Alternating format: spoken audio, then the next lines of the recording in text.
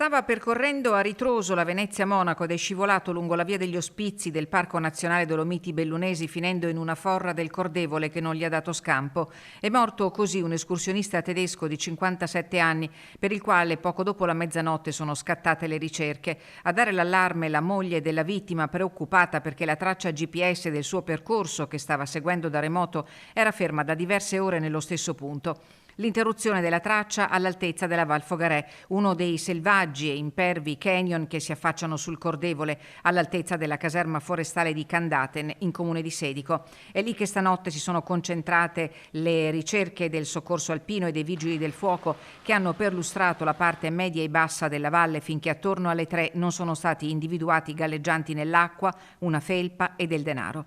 Alle 6 di questa mattina le ricerche si sono intensificate. Gli specialisti del soccorso in forra hanno individuato il corpo dell'escursionista in una vasca dove si pensa sia precipitato da una cinquantina di metri. Secondo le prime ricostruzioni, l'uomo si sarebbe trovato di fronte il torrente ingrossato da guadare e avrebbe cercato di superarlo più a monte.